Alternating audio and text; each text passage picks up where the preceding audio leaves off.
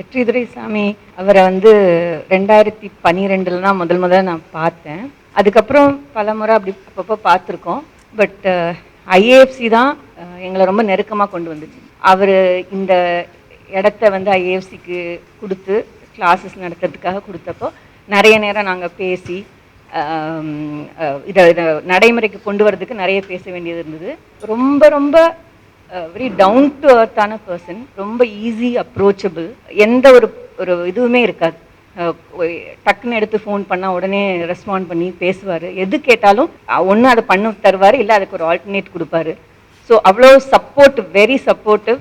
ஒரு பெரிய ஒரு இது மாதிரி எங்களுக்கு இந்த இன்ஸ்டியூட்டை இந்த அளவுக்கு கொண்டு வரதுக்கு அவர் இல்லைன்னா முடிஞ்சிருக்குமான்றது உண்மையிலேயே ஒரு தள்ளி போயிருக்கும். உண்மையிலேயே ஒரு இதுதான். ஸோ அதுக்கு நாங்கள் எல்லாருமே ரொம்ப நன்றி தெரிவிச்சுக்கணும். நேற்று அவங்க அப்பாவோட அந்த பேச்சு நான் கேட்டப்போ தான் அவரோட கனவு அதில் அவர் சொல்லியிருக்கார் இல்லையா, அப்போ தான் எனக்கும் தெரியும்.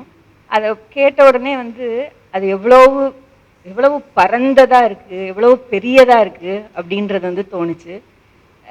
ஒரு தனிப்பட்ட முறையில் ஒரு பர்சனலாக இவர் மூலமாக அவர் தெரிஞ்சதெல்லாம் நான் ரொம்ப பெருமையாக நினைக்கிறேன். இந்த மாதிரி ஆளுங்களோட நம்மளை இந்த லைஃப்பில் அவங்களோட ஒரு சந்தர்ப்பம், அவங்கள பார்க்குறது, அவங்கள பேசுறது அப்படி இருக்கிறது ரொம்ப அது ஒரு பெருமையாக தான் இருக்குது. உங்களோட அந்த கனவு நினைவாகிறதுக்கு அவங்க மட்டும் இல்லை, நாங்களுமே உங்கள் கூட எந்த நேரத்துலையும் ரெடியாக காத்திருப்போம். என்ன தேவைனாலும் நாங்களும் அவங்களோட இருந்து செய்வோம் அப்படின்னு சொல்லி எல்லாருக்கும், அவங்க குடும்பத்தில் இருக்கிற அத்தனை பேருக்குமே என்னுடைய இதை நான் தெரிவிச்சுக்கிறேன்.